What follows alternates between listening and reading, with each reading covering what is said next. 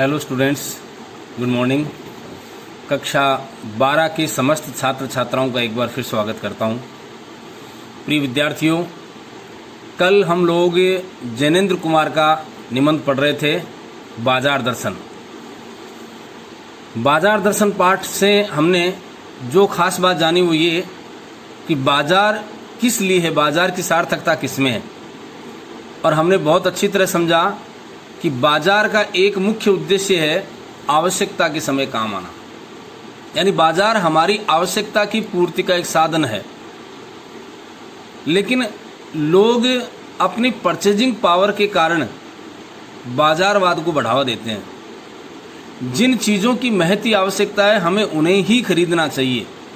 उसके अतिरिक्त यदि हम खरीदने का प्रयास करते हैं तो हम बाजारवाद को बढ़ावा देते हैं। बाजार की वस्तुओं का आमंत्रण मूक होता है, वो अपनी तरफ हमें आकृष्ट करती है, लेकिन हमें उस बचाव से बचना चाहिए। हमें किस स्थिति में बाजार जाना चाहिए, कल मैंने बताया कि बंद मन होना हमारा अधिकार नहीं है, वो परमात्मा का है। बंद मन केवल परमात्मा का हो सकता है। बंद मन का मतलब हो गया कि उसमें कोई इच्छा ही नहीं, कुछ भी प्रयोजन नहीं, ऐसा अधिकार हमारा नहीं है। ये बंद मन होने का अधिकार परमात्मा का है। खाली मन और भरा मन, ये दो चीज़ें कल मैंने आपको बताई। खाली मन हो तो बाजार नहीं जाना चाहिए और भरा मन हो तब बाजार जाना चाहिए, क्योंकि उस समय हम केवल वही वस्तुएं खरीदेंगे जो हमारे लिए नितांत आवश्यक है।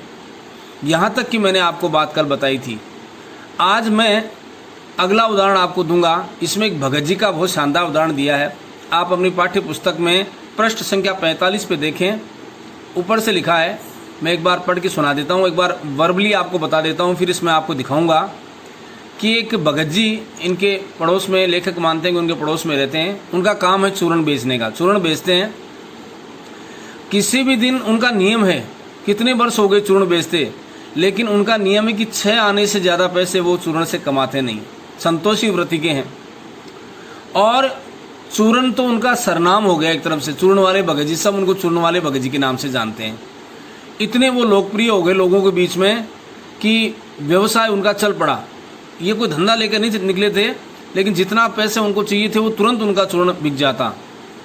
सही मायने में अगर वो उसको व्यवसाय को एक बहुत बड़े स्तर पर लेके चलते तो वो मालामाल हो जाते, करोड़ों रुपए कमाते। लेकिन उनका मन इतना संतुष्ट था कि जितना 6 आने का पैसा उनको मिला, चूर्ण बिक गया, उसके बाद वो शांत। तो और भी मान लो व्यवसाय की गुरु वो पकड़ लेते तो बहुत पैसा कमा सकते थे, और उनके पास क्या नहीं हो सकता था, ये बात मान के। यहाँ तक कि लोग तो उनको पेशगी ऑर्डर भी देने को तैयार थे कि भगत जी आप हमें चूर्ण ला के दीजिए, हम आपको एडवांस में ये पैसे देंगे। लेकिन उनका ऐसा कोई पेशगी ऑर्डर वो किसी से लेते नहीं। उनका तो नियत बंधा हुआ समय था, उस समय निकलते और चूर्ण की पेटी साथ में लेते और देखते देखते उनकी 6 आने की कमाई हो जाती। और चूर्ण लेने को लोग उत्सुक रहते थे, और चूर्ण के साथ साथ लोगों का सद्भाव भी उनके साथ रहता था। तो 24 पैसे की 6 आने यानी 24 पैसे का काम हुआ कि 25वां पैसा वो लेते नहीं। इतनी संतोषी वृत्ति के कोई व्यवसाय ऐसा कर सकता है? प्रत्येक आदमी ये सोचता है कि मैं अधिक से अधिक मुनाफा कमाऊं या अधिक से अधिक बिक्री कर लूं ताकि पैसे ज़्यादा बचा सकूं। लेकिन भगत जी का ऐसा कोई उद्देश्य नहीं था। उनका महत्वपूर्ण उद्देश्य था मन की संतुष्टि, आत्मसंतुष्टि। तो आत्मसंतुष्टि के लिए वो 6 आने की कमाई हुई, यानी 24 पैसे की कमाई हुई, उसके बाद में वो घर चले जाते। और इतना और कि बचा हुआ चूर्ण बच्चों को मुफ्त में बांट देते, परंतु उसके पैसे नहीं लेते। तो कमाल की बात है कि आज तक 25वां पैसा उन्होंने किसी से नहीं लिया। हम मानते हैं, लेखक मानता है, मैं मानता हूं, आप मानते हो कि भगत जी जैसे लोग, भगत जी वो व्यक्तित्व हैं कि जिनके ऊपर बाजार का जादू किसी कीमत पर नहीं चल सकता।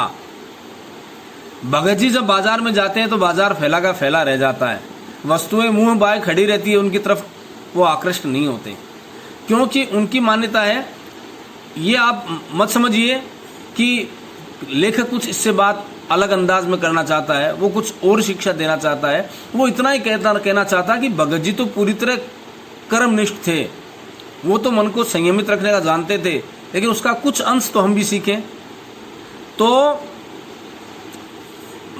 ये भी नहीं कह रहा हूं कि मैं, लेखक कह रहा, मैं ये नहीं कहता भगत जी को श्रेष्ठ बताने का प्रयास करता हूं, लेकिन एक बात है कि उस भोले भाले आदमी को अक्षर ज्ञान तो नहीं है, लेकिन उनके पास वो एकदम नाचीज आदमी है, साधारण आदमी है। भगत जी एक साधारण आदमी है, लेकिन आप और हम जैसे विद्वान पाठक हैं, उनके पास भी वो वस्तु उपलब्ध नहीं है जो उन भगत जी के पास है।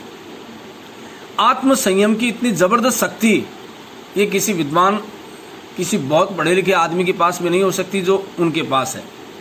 तो इस प्रकार से इतनी वस्तुएं, इतना भंडार है, वो सब फैला का फैला रह जाता। उनको उन वस्तुओं पर वो दया करते हैं, वो उनको नज़रअंदाज करते हैं। अच्छा, इतना और कि उन वस्तुओं की तारीफ करते हैं, देख करके प्रशंसा करते हैं, लेकिन नकार देते हैं, नकार है उनके मन में, क्योंकि जिस चीज़ की मुझे आवश्यकता नहीं मैं लेकर के क्या करूँगा।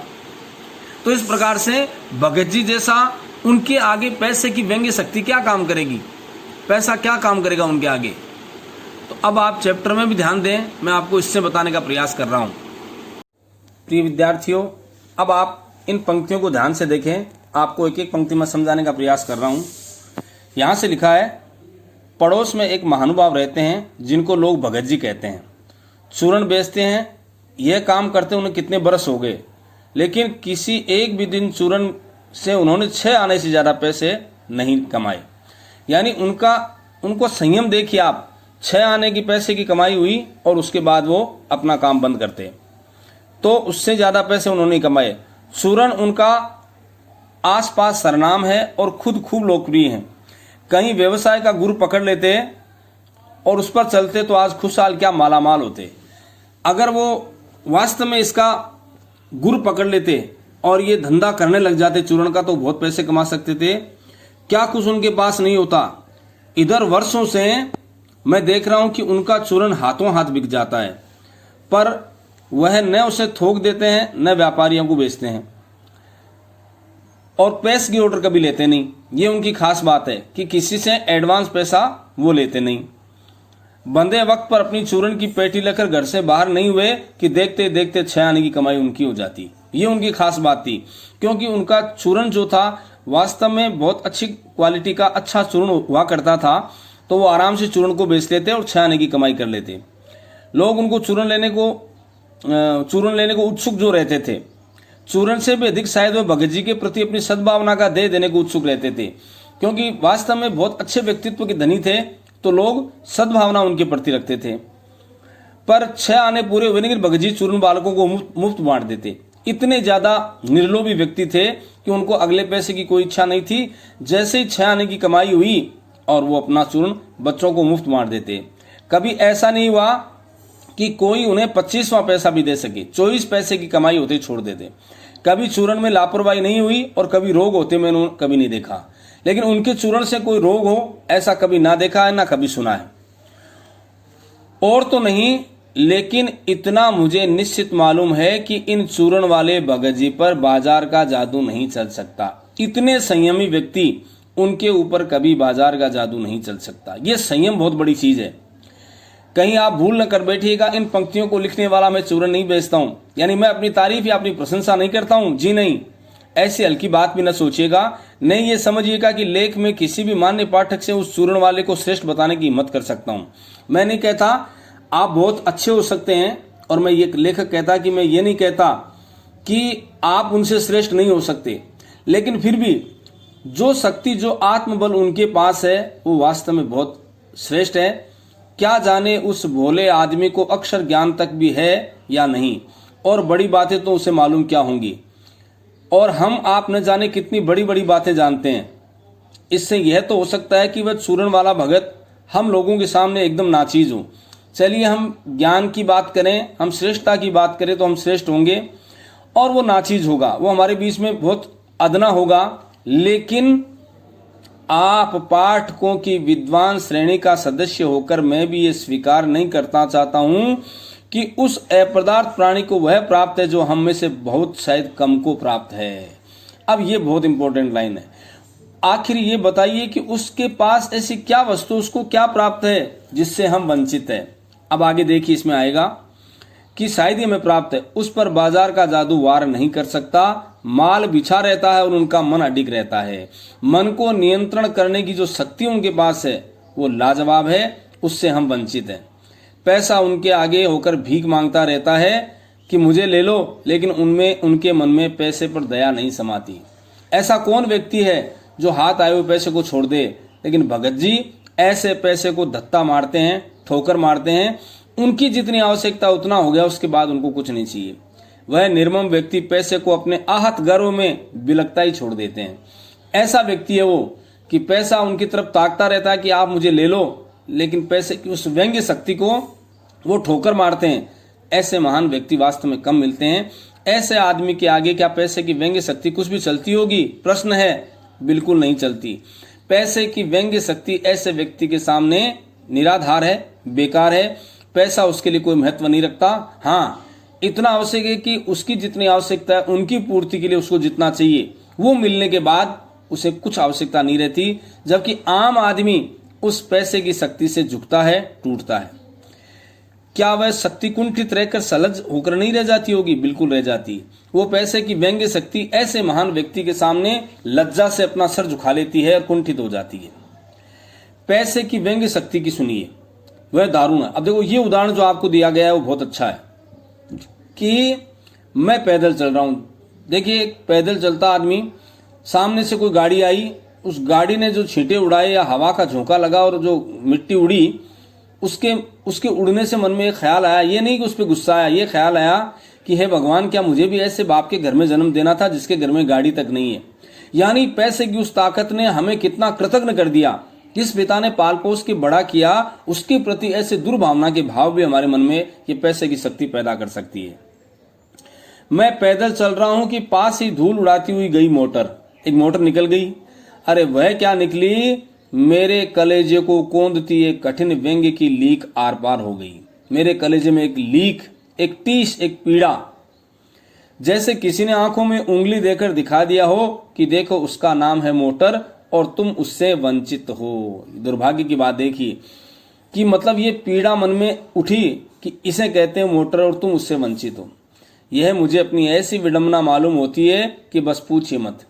लेखक कहता है एक आम आदमी की कहानी है कि इस प्रकार अपने मन में कैसे भाव उठते हैं। देखिए आप, मैं सोचने को हो आता हूं कि हाँ, यही माँ बाप रह गए थे जिनके यहाँ मैं जन्म लेने को था। क्यों न मैं मोटर वालों के यहाँ हुआ। उस व्यंग्य में इतनी शक्ति है कि जरा में मुझे अपने सगों के प्रति कृतज्ञ कर सकती है। उस चीज में कितनी शक्ति आप सोचिए। पैसे की उस ताकत में कितनी शक्ति है कि हम अपने सगों के प्रति भी कृतज्ञ हो सकते हैं। अपने सगे संबंधी माँ बाप जिन्होंने जन्म लिया उसके प्रति भी हमारा, तो ये पैसे की ताकत है। लेकिन हमें आत्म संयम से इसको नियंत्रित करना चाहिए। लेकिन क्या लोक वैभव की यह व्यंग्य शक्ति उस चूर्ण वाले अकिंचित कर कहते हैं सामान्य मनुष्य के आगे चूर चूर नहीं रह जाती होगी? बिल्कुल हो जाती है। वो सामान्य आदमी है, लेकिन पैसे की ताकत उसके सामने बिल्कुल नगण्य है, बिल्कुल नहीं के बराबर है। चूर चूर क्यों? मैं तो कहता हूं पानी पानी। पैसे की वो व्यंग्य शक्ति ऐसे व्यक्ति के सामने पानी पानी हो जाती है, शर्मिंदा हो जाती है। आगे देखिए प्रिय विद्यार्थियों, इसने ये जो पंक्ति थी अभी कि उसके आगे वो व्यंग्य की शक्ति चूर चूर हो जाती है। तो यह क्या बल है जो इस तीखे व्यंग्य के आगे ही अजय नहीं रहता, बल्कि मानो उस व्यंग्य की क्रूरता को ही पिघला देता है। अब ये कौन सी ताकत है, ये कौन सी शक्ति है जो भगत जी के अंदर मौजूद है? ये किस प्रकार से अपनी शक्ति को, आत्मबल को इतना तेज कर देता है कि व्यंग्य उसके सामने परास्त होता है। उस बल को जो नाम दो वह निश्चित इस तल की वस्तु नहीं है। यह तय है कि इस संसारिक भौतिक संसार के लोगों की वस्तु नहीं है, क्योंकि अमूमन लोग पैसे की उस व्यंग्य शक्ति के आगे झुकते हैं। लेकिन भगत जी के पास जो शक्ति है वो वास्तव में कम लोगों के पास होती है। जहां पर संसारी वैभव फलता फूलता है, हम सांसारिक लोग हैं, हम इस भोग विलासिता और इस पैसे की शक्ति के आगे झुकते हैं। लेकिन भगत जी के पास जो शक्ति है वो वास्तव में बहुत कम लोगों के पास होती है। यह कुछ अपर जाति का तत्व है, ये सांसारिक तत्व नहीं है, अन्य जाति का तत्व है। यानी उनके पास जो आत्मबल है, संयम की शक्ति है, वो वास्तव में संसार से परे है। लोग स्पिरिचुअल कहते हैं, आत्मिक, स्पिरिचुअल कहते हैं आत्मा संबंधी। यह आत्मा की ताकत है। आत्मिक, धार्मिक, नैतिक कहते हैं लोग। मुझे योग्यता नहीं कि मैं उन शब्दों में अंतर देखूं और प्रतिपादन करूं। यानी भगत जी के पास जो शक्ति है आत्मबल की, आत्मनियंत्रण की, उसका प्रतिपादन करने की शक्ति लेखक कहता है मुझमें भी नहीं है। मुझे शब्द से सरोकार नहीं, मैं विद्वान नहीं कि शब्दों पर अटकूं, लेकिन इतना तो है कि जहां तृष्णा है, प्यास, इच्छा, सब कुछ बटोर लेने की स्पृहा, वही वांछा या स्पृहा एक ही बात है, इच्छाएं, वहां उस शक्ति का या उस बल का बीज नहीं है। जहां लोगों के अंदर इकट्ठा करने की, बटोर के रखने की इच्छाएं जागृत रहती है, वहां ये शक्ति नहीं हो सकती। कौन सी शक्ति? जो भगत जी के पास है। आत्मिक बल और आत्मनियंत्रण की अद्भुत शक्ति ये सामान्य व्यक्ति में नहीं हो सकती। बल्कि यदि उसी बल को सच्चा बल मानकर बात की जाए तो कहना होगा कि संचय की तृष्णा और वैभव की चाह में व्यक्ति की निर्मलता प्रमाणित होती है। अगर हम संचय करते हैं, अगर हम तृष्णा रखते हैं, हमारे मन में लालसा रहती है, लालायित रहते हैं हम किसी चीज को प्राप्त करने के लिए, तो यह हमारी निर्बलता को ही उद्घाटित करती है, प्रमाणित करती है। निर्बल ही धन की ओर झुकता है। पैसे की ताकत से यदि व्यक्ति झुक जाए तो वह निर्बल है। निर्बलता का प्रतीक है वह अबलता है, बलहीन। वह मनुष्य पर धन की और चेतन पर जड़ की विजय है। बहुत विडंबना की बात है कि यदि पैसे के आगे आदमी झुकता है तो मनुष्य पर धन की और चेतन पर जड़ की विजय है, क्योंकि हम चेतन प्राणी हैं और धन जो है, पैसा जो है, वो अचेतन या जड़ है। यदि हम ऐसा करते हैं, धन के आगे झुकते हैं, तो ये जड़ की विजय है। एक बार चूर्ण वाले भगत जी बाजार में दिख गए, चौक बाजार में, चांदनी चौक के बाजार में। मुझे देखते ही उन्होंने जय जय राम किया, तो मैंने भी जय राम कहा। उनकी आंखें बंद नहीं थी और न उस समय वो बाजार को किसी भांति कोस रहे थे। ये इंपॉर्टेंट लाइन है। यानी किसी भांति बाजार को नहीं खोसने का मतलब क्या है? बाजार के प्रति उनका सद्भाव है। बाजार का काम है लोगों को आवश्यकता के समय काम आना। बाजार अपना काम कर रहा है, लेकिन भगत जी मानते हैं कि मेरा उस बाजार की वस्तुओं से कोई लेना देना नहीं है। तो ऐसा हम नहीं कहते कि उनकी आंखें बंद थी। बाजार की सब वस्तुओं को देखते हैं, उनकी प्रशंसा करते हैं। राह में बहुत बालक मिले जो भगत जी द्वारा पहचाने जाने की इच्छुक थे, क्योंकि भगत जी वैसे श्रेष्ठ व्यक्ति थे, आत्मिक व्यक्ति थे। सब लोग चाहते थे कि हमें भगत जी पहचाने। भगत जी ने सबको ही हंसकर पहचान लिया। अब देखो, आप सबको पहचाना, सबका अभिवादन लिया और सबको अभिवादन किया। अच्छा काम किया, सबसे अभिवादन लिया और किया। इससे तनिक भी यह नहीं कहा जा सकेगा कि चौक बाजार में होकर उनकी आंखें किसी से भी कम खुलती थी।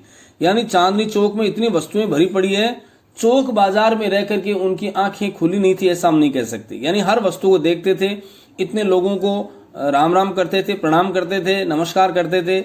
यानी हर लोगों की तरह वो भी चांदनी चौक की उन चांदनी को देख रहा था, उस वस्तुओं को देख रहा था। लेकिन भौचक्के रहने की लाचारी उनमें नहीं थी। That is very important. भौचक्के रहने की लाचारी उनमें नहीं थी, मतलब उन चीजों को देख करके और उनमें डूब जाना।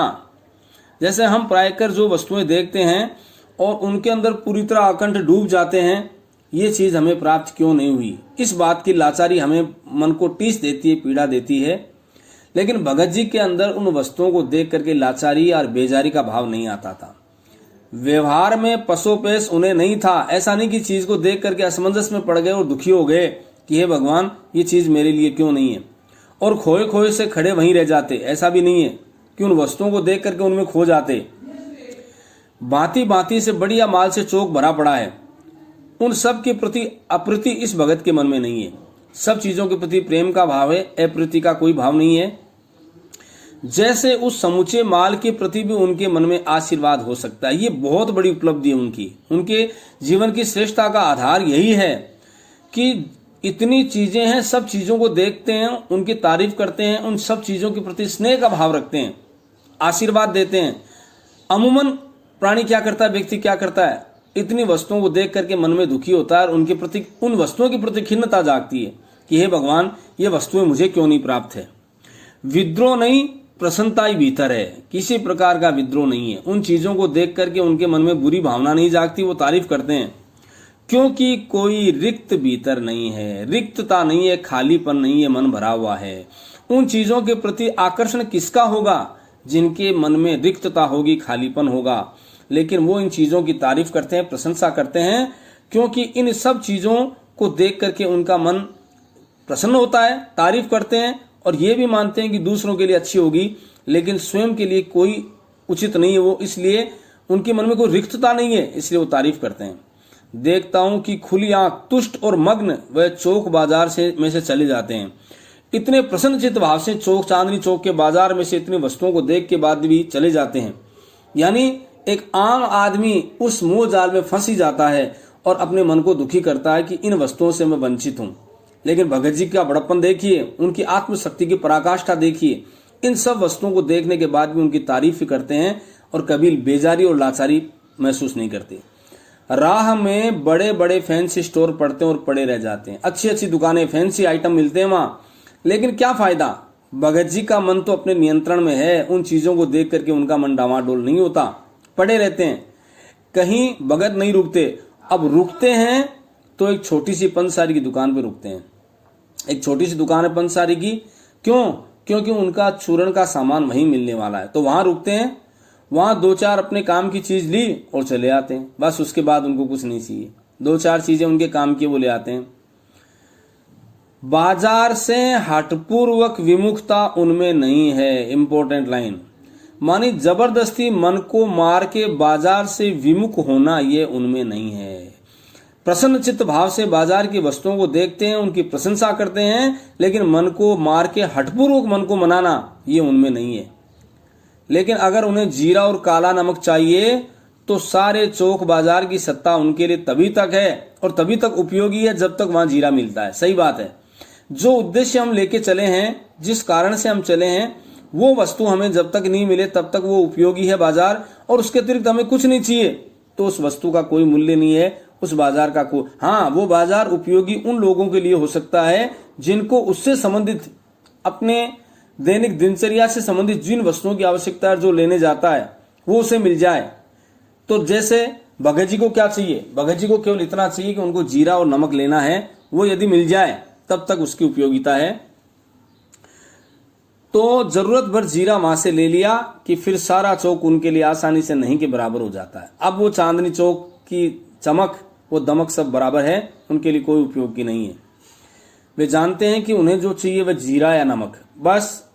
इस निश्चित प्रतीति के बल पर शेष सब चांदनी चौक का आमंत्रण उन पर व्यर्थ होकर बिखरा रहता है। अब उसके अलावा चांदनी चौक का जो आमंत्रण है वो उनके लिए व्यर्थ है, वो बिखरा रहता है, क्योंकि चांदनी चौक में बहुत सी वस्तुएं हैं, लेकिन भगत जी को इनसे क्या सरोकार। इनको वास्तव में जो चीज चाहिए वो उपलब्ध हो गई तो चांदनी चौक का ये आमंत्रण व्यर्थ है, मूक है, उसका कोई उपयोग या कोई फायदा लेखक के लिए या भगत जी के लिए नहीं है। चौक की चांदनी दाएं बाएं भूखी की भूखी फैली रह जाती है। चांदनी चौक की वो चांदनी, उस यानी आकर्षण, चांदनी का मतलब यहाँ आकर्षण उनको खींचता है, लेकिन वो चांदनी चौक की चांदनी दाएं बाएं भूखी की भूखी पड़ी रह जाती है, क्योंकि भगत जी को जीरा चाहिए और वह तो कोने वाली पंसारी की दुकान में मिल जाता है। उनको क्या सरोकार है, उनको जो आवश्यक वस्तु चाहिए वो था जीरा, और वो किसी एक कोने में छोटी सी दुकान बनी है उस पर मिल जाता है और वहां से सहज भाव में ले लिया जाता है, जो उचित भाव है। क्योंकि हो सकता है और भी दुकानें हो जीरा और नमक बेचने वाले, लेकिन क्या फायदा, बहुत ही सजाई हुई दुकान, बहुत ही लंबी चौड़ी दुकान जिसमें बहुत ज्यादा अगले ने सजा करके सामान रखा है, वो पैसे ज्यादा लेगा, क्या फायदा। भगत जी का मन नियंत्रित है, वो तो एक साधारण सी दुकान में जाते हैं और वहां से वो अपना जीरा खरीद लेते हैं। इसके आगे आसपास अगर चांदनी बिछी रहती है तो बड़ी खुशी से बिछी रहे, भगत जी उस बेचारे का कल्याण ही चाहते हैं। भगत जी को उनसे कोई सरोकार नहीं है। वो चांदनी चौक की चांदनी बिछी रहती है, क्यों? क्योंकि आत्मनियंत्रण की शक्ति जो भगत जी के पास है उनसे शायद आम आदमी वंचित है। वही बात हमें लेखक यहाँ समझाना चाहते हैं कि हमें नियंत्रित रखना चाहिए मन को। इस संसार में तो बहुत सी वस्तुएं, लेकिन सब के अंदर मोह में फंस करके हम उनके आकर्षण में बन जाएंगे तो मिलना कुछ नहीं है, केवल अपनी मन अपनी आत्मा को दुखी करेंगे। यहां मुझे ज्ञात होता है कि बाजार की सार्थकता भी वही मनुष्य देता है जो जानता है कि वह क्या चाहता है।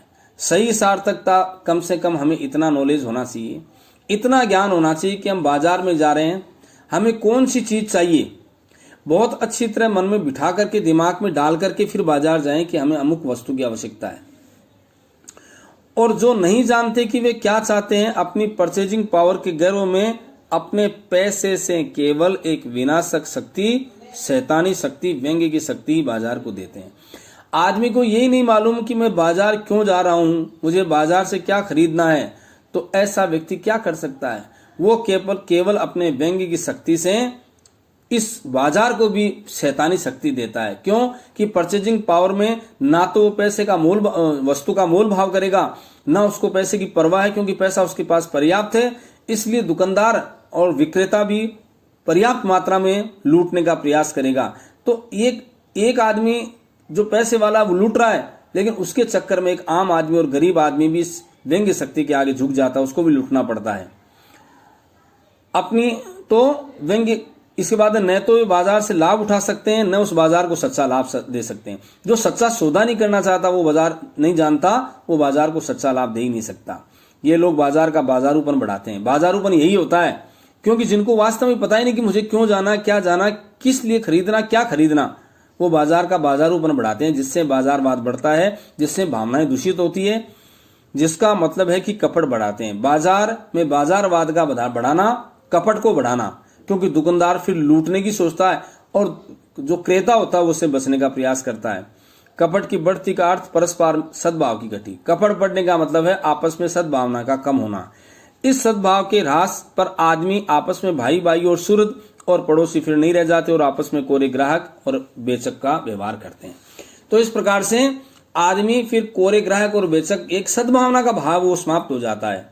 तो हमें बाजार से सीखना चाहिए, जो आवश्यकता के समय उसको काम में लेना चाहिए। और बाजार का मूल अर्थ भी यही है, उसकी उपयोगिता भी यही है कि वो आवश्यकता के समय हमें काम आए।